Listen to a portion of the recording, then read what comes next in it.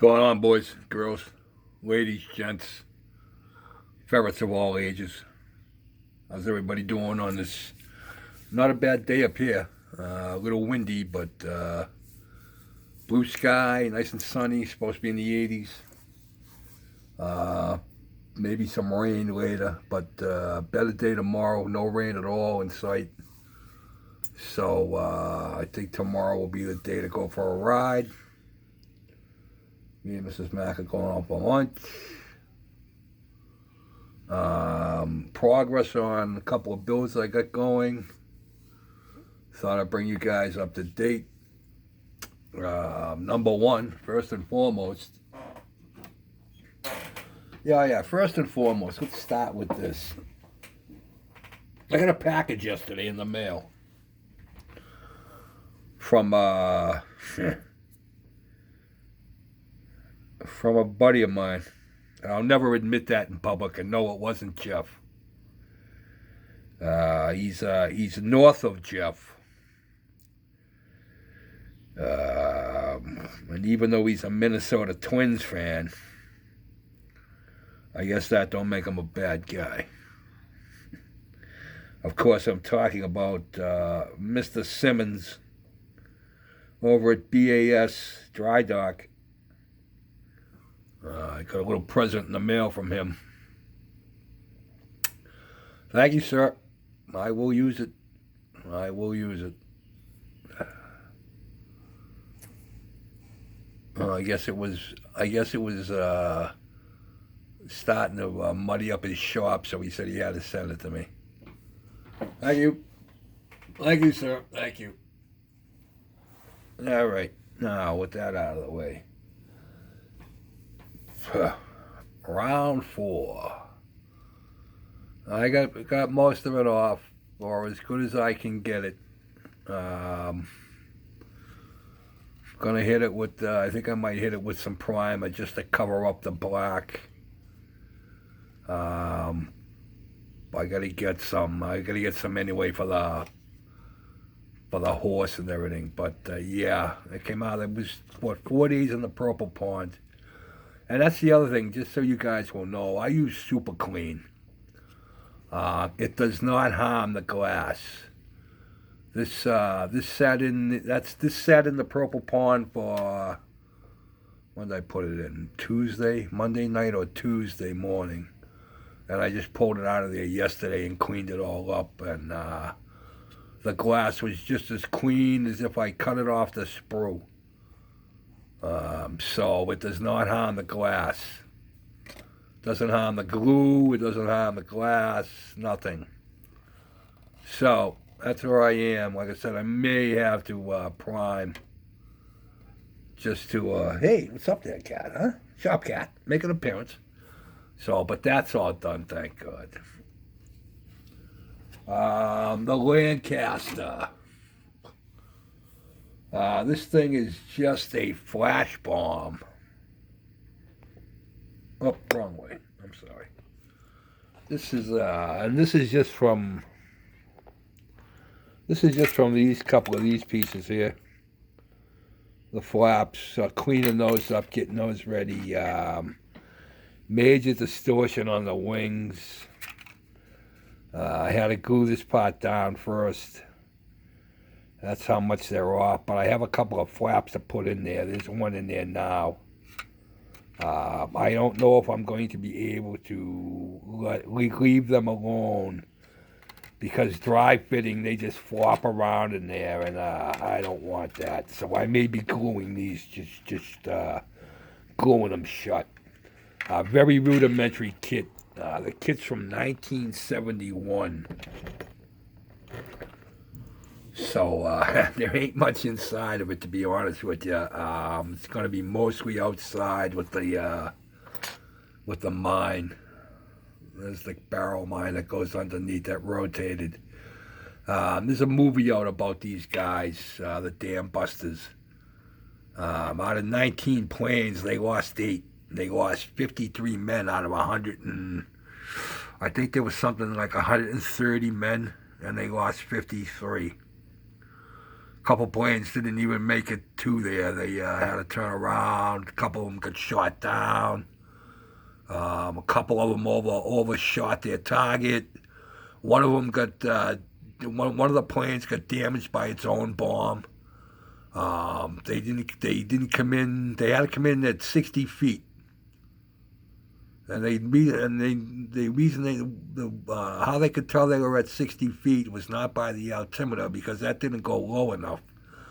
What they ended up doing was putting lights on the bottom of the plane, and they had them angled in such a way so that when the plane got down to 60 feet, the two lights would form a figure eight, and they knew that's where they were.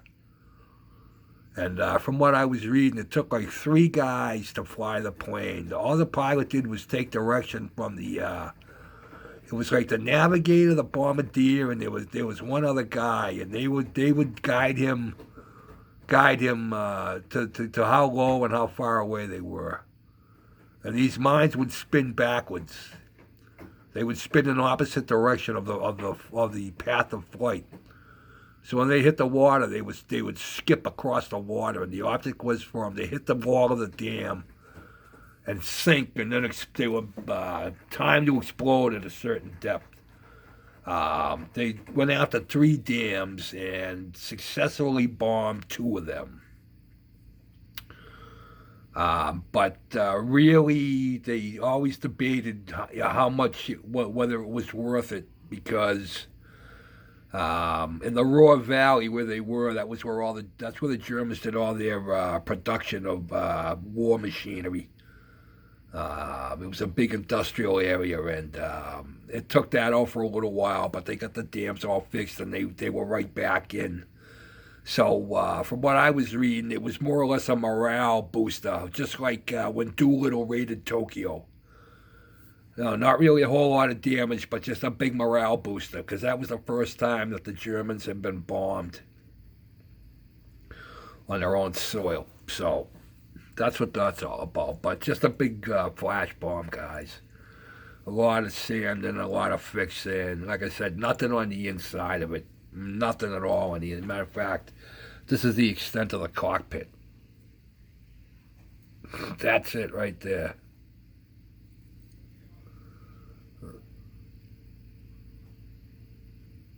So I'm just going to put it together, paint her, and hang her up with the rest. Now we got enough minutes for to do a little update on the rider, the Death Dealer from Frazetta. I got a lot of everything's all assembly is done. Assembly's finished. I did a couple of things here. Let's show you guys. I made my own rein. This was a plastic styrene piece that they wanted you to put on. I also cut the styrene hooks that they had to go in here were real chintzy and shit. So I drilled this all out, made my own brass hooks for these, made my own chain to go around. Here's the sword that goes around them. This all came with the kit, except for the chain that I made. Everything came with the kit. So the horse is all done. I got all the steam work done on that. He's ready to go. Little problem down here.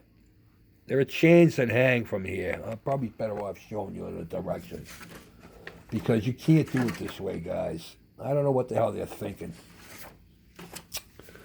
All right, let me see if I can get this stuff out of the way, and I'll show you. Sorry about that. All right, what we got here. All right, you see where those chains are supposed to go? Well, they tell you to put them on the 2 pins that go into the holes. How can you do that? No, you can't. So what I found on the back of these pieces, right down on this bottom here, on the back, 2 tiny, tiny little pins. And both on both sides had that, and I was like, I bet you $10 that that's where those go. But just virtually impossible to hang on them. They were so tiny. So what I did, I cut the little tits off I drilled right through these pieces. And on the chains, I made rings for this end. And I just hung them off of there. So that was one thing. And then the other thing was the spurs. Again, I don't know why. There were the spurs. Let's see if I can get this so you can see it. All right, these here. These spurs are on like half round pieces that are supposed to meet in the back when you put these pieces together. Well, number one, they don't meet in the back. All right, so, but I put them on. I put them on, and I'm like, well, those look pretty crappy, but they're behind them. You're not really going to see them, blah, blah, blah. Well, then I took the figure after I got them all done, and I went to sit them on the horse. And when I went to sit them on the horse, these spurs stick in at such an angle that I snapped one of them off. I didn't snap it all the way off, but I broke it. So I'm like, oh, Christ. So then I started looking, and like I said, these pieces didn't really mesh up that well. So I'm like, you know what? We're going to make our own spurs. So that's what we did. We made our own spurs. I found a couple of airplane landing gear. Okay? It's 2 airplane landing gear struts, 2 pieces of brass rod, and a watch gear. So this is my spurs. Here are my spurs.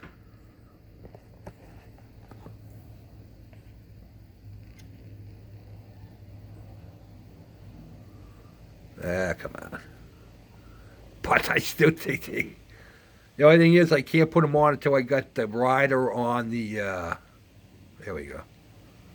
Until I got the rider on the horse. But I think they came out pretty good. I was pretty happy with that. So he's all set.